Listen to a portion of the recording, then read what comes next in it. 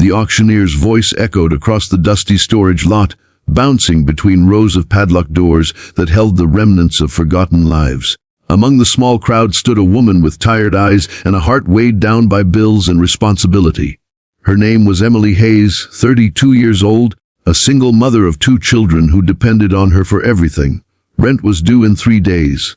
Her car had broken down for the 2nd time that month, and the grocery money in her purse wasn't enough to cover a week's worth of food. Yet here she was, standing in front of a dented metal door, bidding her last hope on a storage unit she hadn't even looked inside. Before I take you into Emily's journey, one that will grip your heart and leave you questioning fate, don't forget to hit that like button, drop a comment with your thoughts, and subscribe to Soul Spark for more stories that ignite hope and courage in the darkest corners of life. The door screeched open. Inside, the unit was piled floor to ceiling with black trash bags, so tightly packed it looked like the room had been suffocated. The smell was faint but noticeable, like dust mixed with something faintly sour. Other bidders shook their heads and moved on, muttering that it wasn't worth the risk.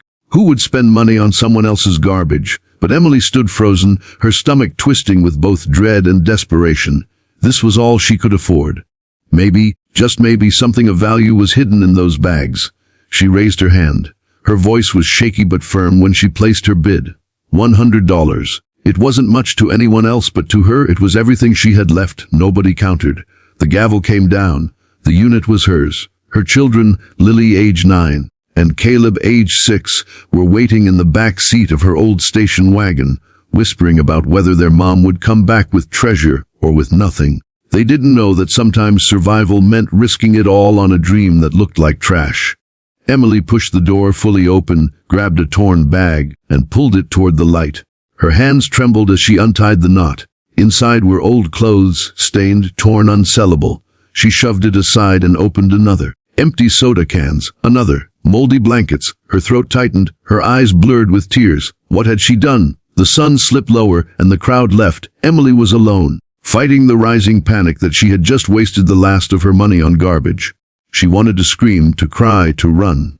But then, in the corner of the unit, she noticed something strange. One of the trash bags wasn't tied. Its edges were folded neatly, almost intentionally, and through a small opening, she could see something that glimmered faintly in the light. She pulled it out. It wasn't trash. It was a wooden box, carved with delicate patterns, the kind of thing you'd expect to see in an antique shop, not buried under garbage. Her heart began to race. She opened the box.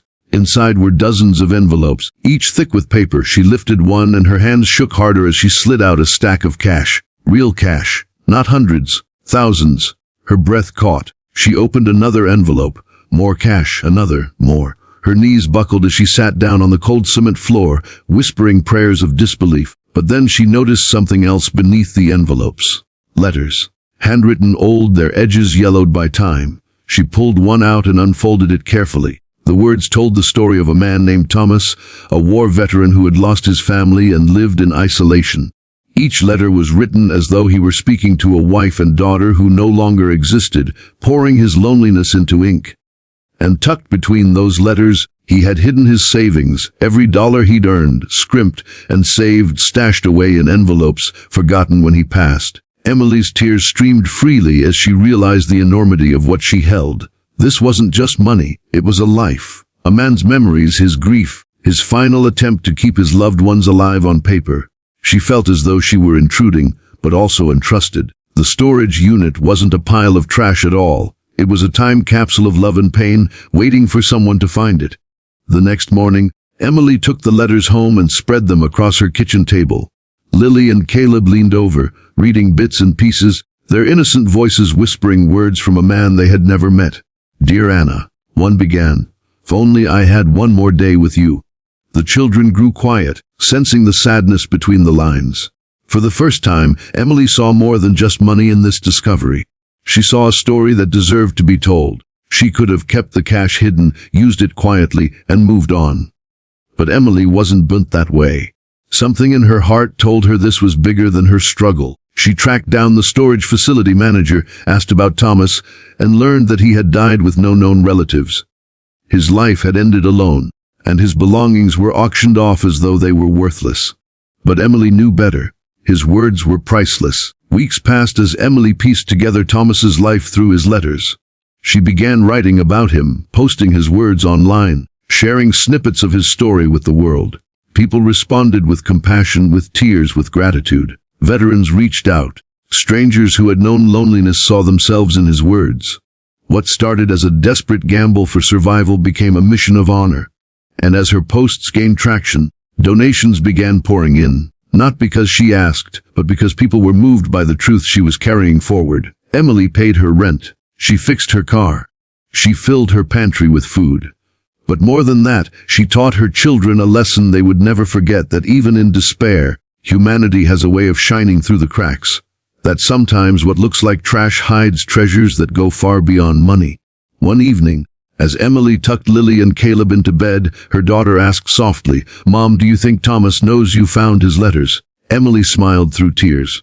"Yes, sweetheart, I think he does, and I think he's happy his story didn't end in the dark." Friends, before I close this chapter, let me remind you, if Emily's story has touched your heart the way it touched mine, please take a moment to like this video, share it with someone who needs hope, and subscribe to Soul Spark so more lives and stories can be remembered, honored, and celebrated. In the end, Emily's desperate gamble turned into a gift she never expected. She discovered not only a lifeline for her family, but also the voice of a man who thought he was forgotten. His letters became a bridge between the past and the present, reminding us that no life is ever truly lost as long as someone remembers. And Emily, once drowning in despair, walked forward with her children into a future filled not just with stability, but with purpose. Living proof that sometimes the things we stumble upon in our darkest hour carry the light that saves us.